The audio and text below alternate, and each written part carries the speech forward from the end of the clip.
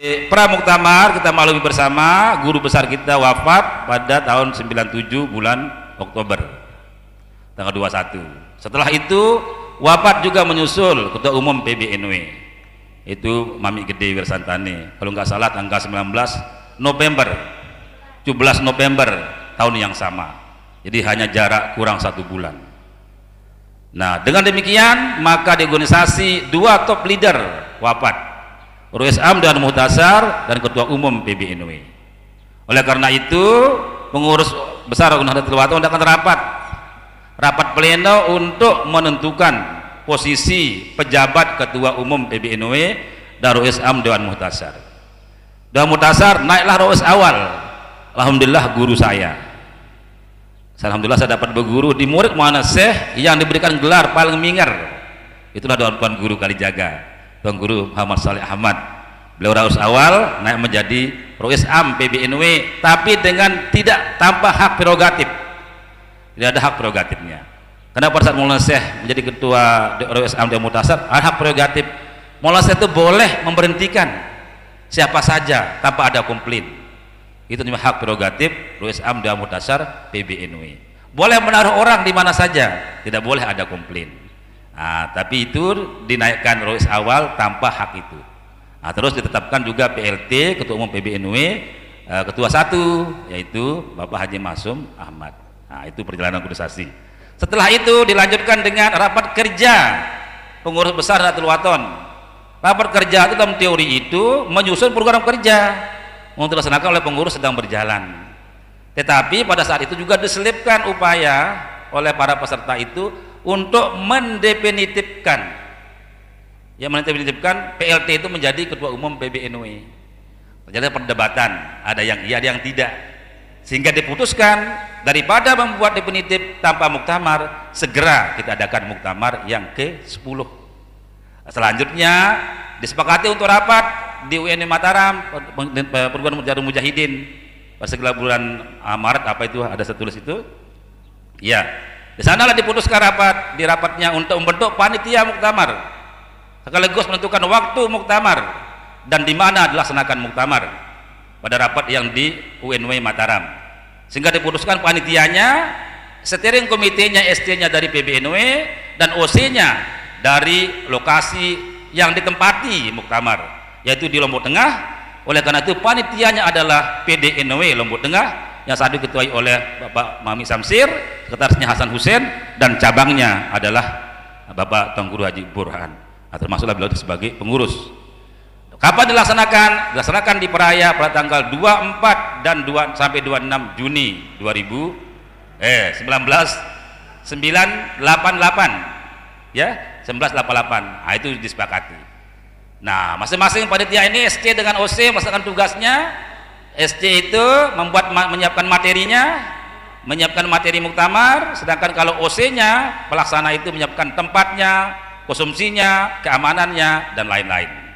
Nah, sehingga tibalah waktu muktamar itu yang disampaikan oleh Tuan Guru tadi, tempat kita di Koni Peraya itu, di Koni Peraya, dan muktamar itu dibuka langsung oleh Menteri Agama, ya, yang diwakili oleh Sekjen Menteri Agama, namanya Haji Marwan Sarijo, orang Bima, itu ayahnya Wakil Ketua DPR NTB Mori Hanafi. Ya, langsung membuka. Jadi sangat resmi muktamar itu. Pemerintah membukanya, itu Menteri Agama, yaitu Sekretaris Jenderalnya. Nah, dibuka, setelah dibuka, nah, terjadilah kita masuk ke pleno pertama. Masuk pleno pertama ada perdebatan antara Pak Haji, Pak Mustami, orang PBNW lah bersama Haji Masum dan lain-lain, terkait dengan perwakilan NW yang harus hadir, yang berhak bersuara. Nah, pada saat itu perwakilan itu yang datang itu sebanyak 42. Yang dapat undangan dari panitia muktamar itu 42 perwakilan. Ini yang diperdebatkan, apakah semua hadir atau tidak.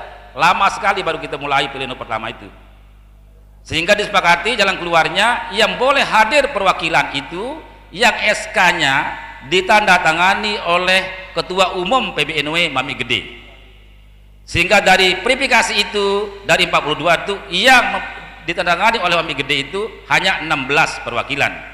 Salah satunya perwakilan NW Surabaya, yaitu saudara Habib Alwi. Silakan berdiri dulu. Buka anunya, ini gagah ini. Tapi ini tidak boleh mendaftar. Bagi yang mau mendaftar, tunggu dulu di masa depan. Nah, dia jangan daftar ya. Sehingga disepakatilah itu. Jadi 16.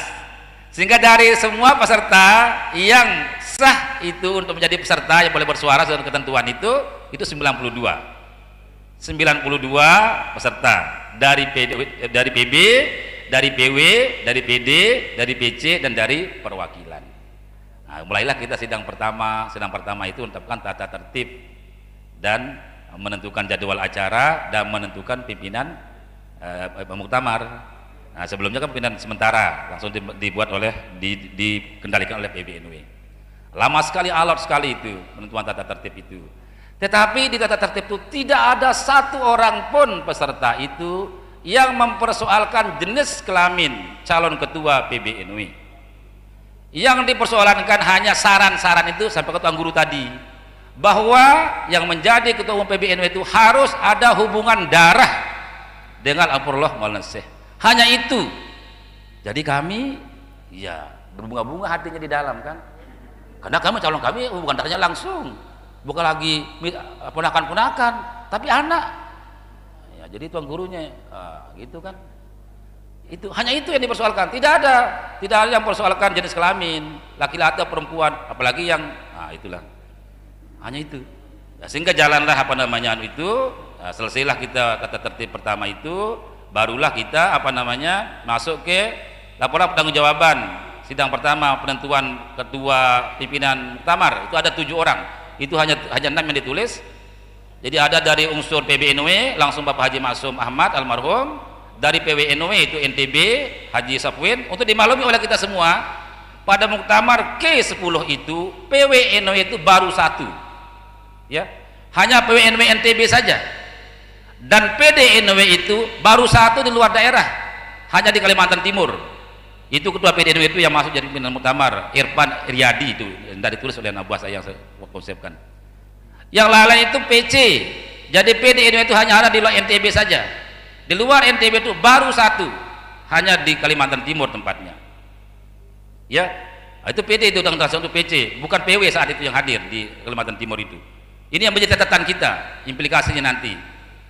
Nah, selanjutnya ini 7 orang.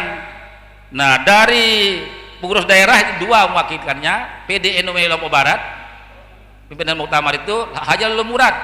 Siapa Haji Lulul Murad itu? Haji Lulul Murad itu adalah bapaknya, ayahnya, orang tuanya, ketua PDNW Lombok Barat sekarang.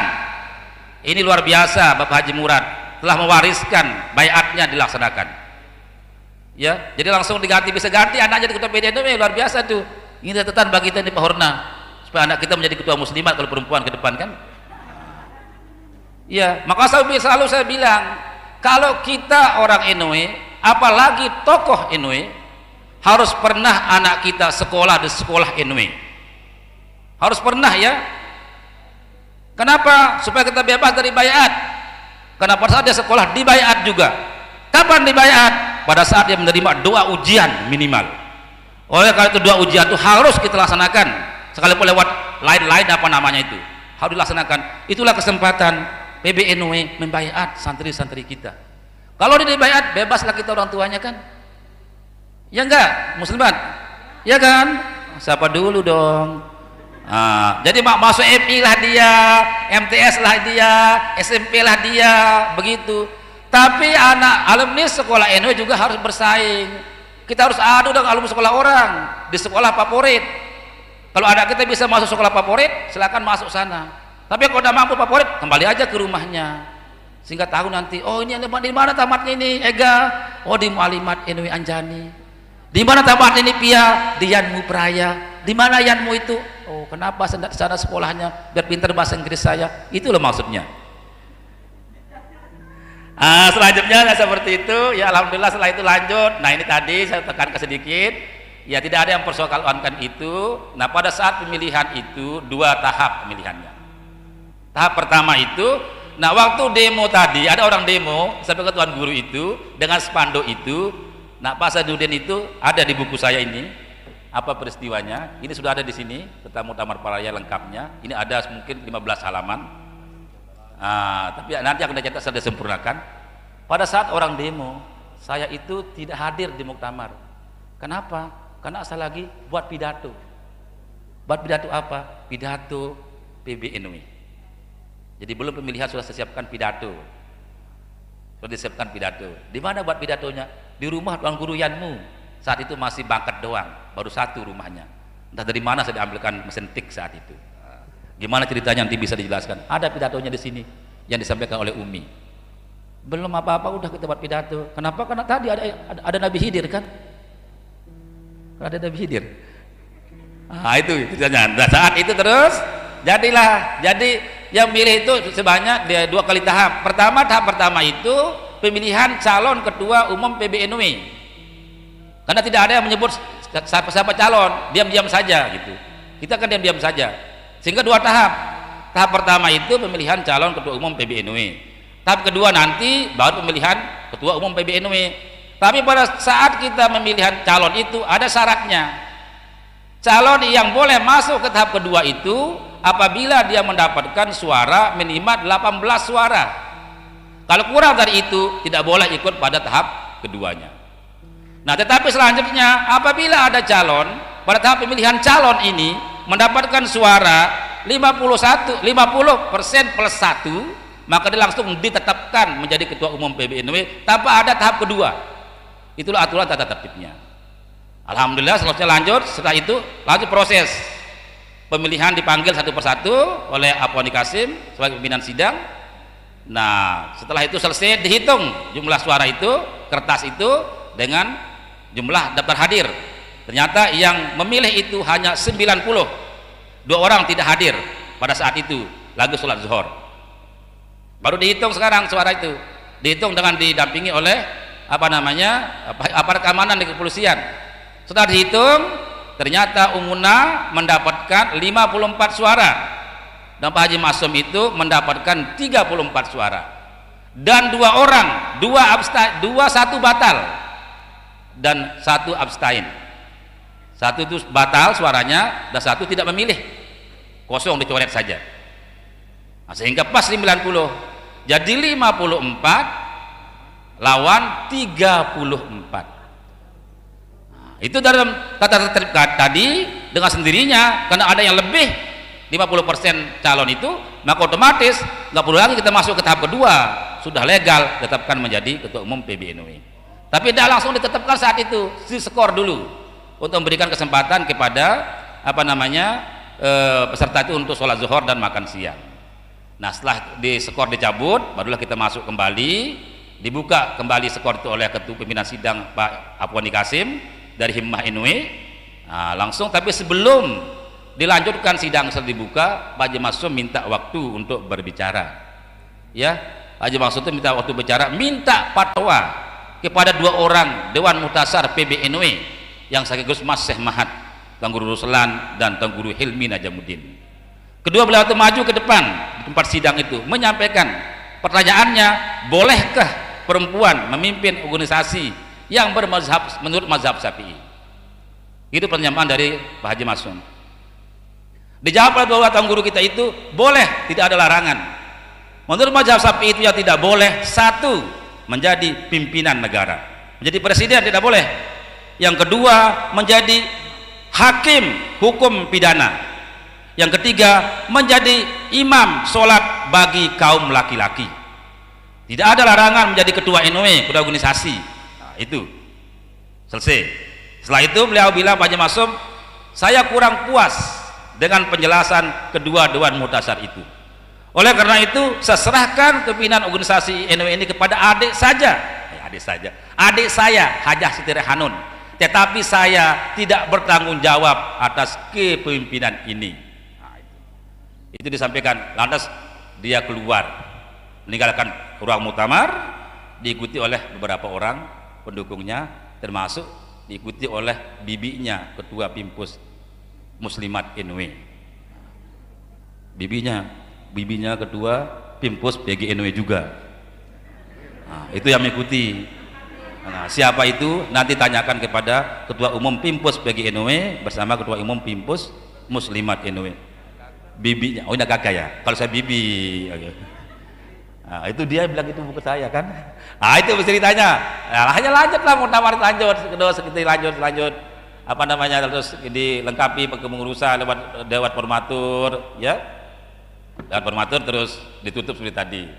Jadi dibaiat pengurus PBNW setelah hasil formatur yang hadir saat itu langsung berbaiat, dibaca dipimpin oleh Umi dan Umi menyampaikan pidato perdananya pada saat itu. Itu mungkin bagaimana implikasinya kepada organisasi nanti kita lanjutkan. Terima kasih.